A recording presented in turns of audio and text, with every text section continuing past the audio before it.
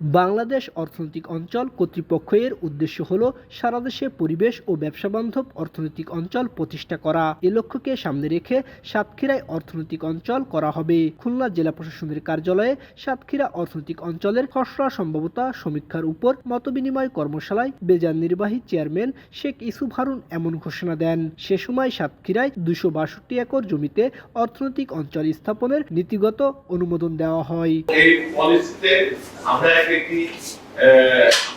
এই পলিসি আমরা মানবো এবং এটি এরকম যে কেউ যদি তার সিটিপিটা বন্ধ করতে তার ইটিপি যদি বন্ধ করে রাখে তাহলে কিন্তু আমার লোকজন ওখান থেকে বুঝতে পারবো যে আজকেও সিটিপিটা চালায় নেই। যিনি বিনিয়োগকারী তিনি যে ফ্যাক্টরি দিবেন তার মাল যদি রপ্তানি না করতে পারে তাহলে ফ্যাক্টরি দিবেন কেন? ওদের বিনিয়োগকারীদের স্বার্থে কিন্তু এটা করতে হবে। মতবিনিময় কর্মশালার সভাপতি বলেন, সাতক্ষীরায় অর্থনৈতিক অঞ্চল হলে এ অঞ্চলে কর্মসংস্থান সৃষ্টি হবে এবং আর্থসামাজিক অবস্থার উন্নতি ঘটবে।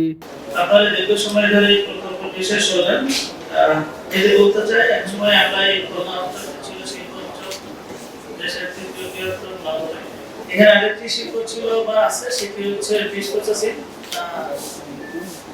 সেটিও একটু উন্নতি করা দরকার। আগের প্রথম থেকে 80 দশক 90 দশকে যে পর্যায়ে ছিল সেটিও খানিকটা হবে।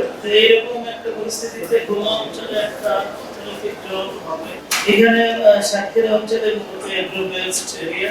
বাংলাদেশ অর্থনৈতিক অঞ্চল কর্তৃপক্ষ বেজার সারা দেশে 100টি অর্থনৈতিক জোন নির্মাণের পরিকল্পনা আছে। এর মধ্যে 29টি অর্থনৈতিক অঞ্চলের নির্মাণের কাজ চলমান আছে।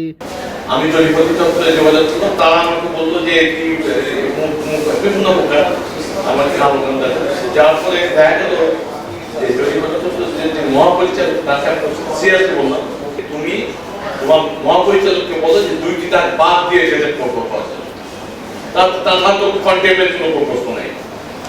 সে বলতো যে স্যার আপনাকে আমি কম্পিউটারে ভালো যুক্তি দিয়েছি, আমরা 2টি দাগ বাদ দিয়ে ওখান থেকে মহাপরিচালককে পত্র জারি করবো, জারি করার পরে সেই 2টি দাগ নিয়ে এটি বাদ দিয়ে কিন্তু আজকের এই খতিয়ানটি প্রকাশিত হলো।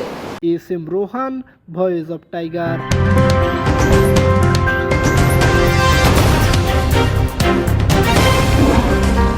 Voice of Tiger.